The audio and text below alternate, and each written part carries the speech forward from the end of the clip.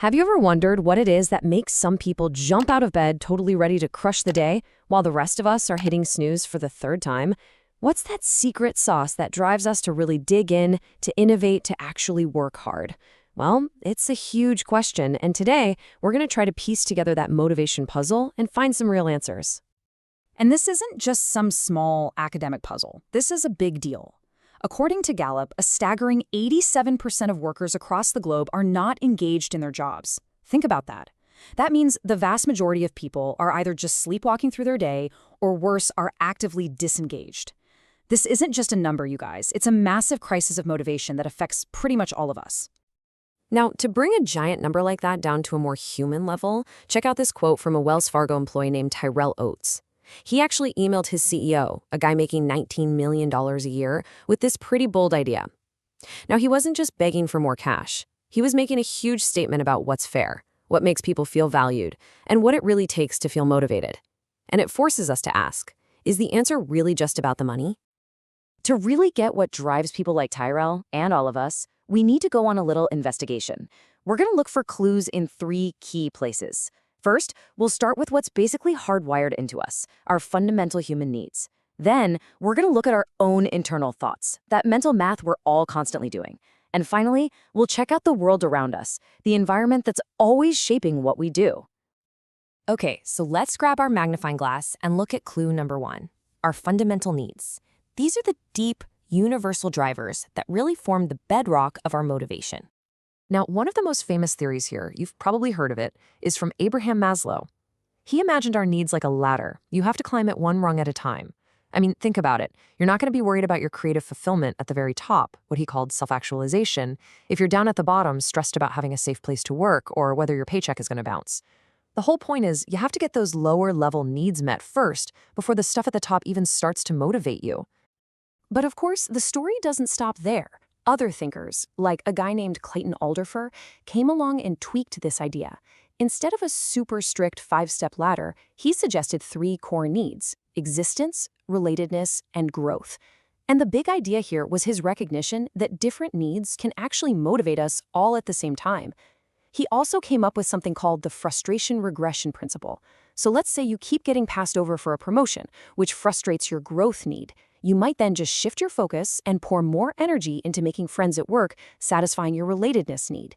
It's just a much more flexible and probably more realistic view of how we work. This brings us to a really crucial distinction from Herzberg. He discovered that the things that make us unhappy at work, like a terrible boss or a low salary, which he called hygiene factors, are totally different from the things that actually make us happy and motivated. Getting a raise doesn't magically make you love your job. It just stops you from hating it. Real motivation, the stuff that leads to genuine satisfaction, comes from what he called satisfier factors, things like feeling a sense of achievement, getting recognized for good work, and having real responsibility. So we've got our basic needs covered, but that's only part of the story, right?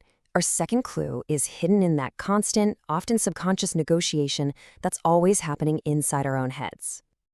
And this leads us to something called equity theory. At its heart, it's incredibly simple. As humans, we are obsessed with things being fair. We are constantly, and I mean constantly, weighing what we put into a situation, our effort, our time, against what we get out of it, our rewards, our pay, and not just for ourselves, but we're always comparing our ratio to everybody else's. I mean, just think back to school. You get a B+ on a paper, and you're feeling pretty good about it.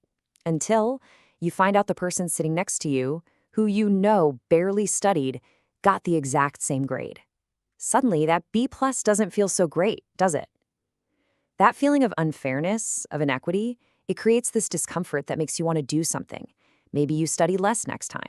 Maybe you complain. Or maybe you just check out. Well, the exact same thing happens at work every single day, with salaries, promotions, and who gets a pat on the back.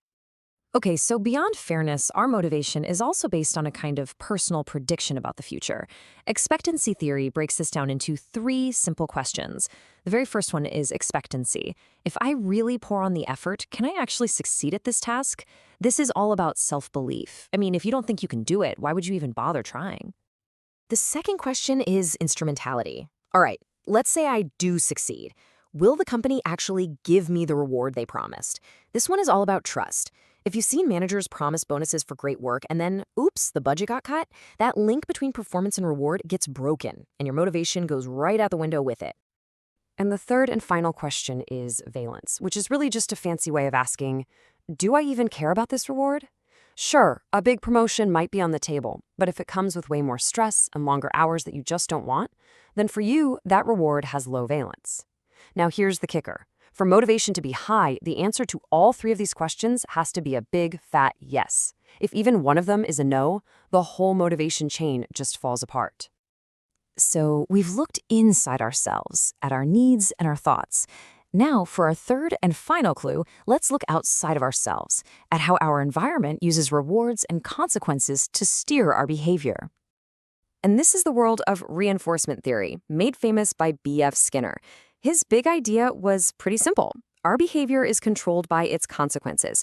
So you can encourage good behavior in two main ways. You've got positive reinforcement, which is giving something good, like praise, and then there's negative reinforcement.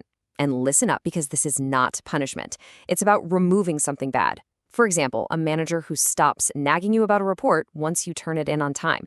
That relief reinforces the good behavior.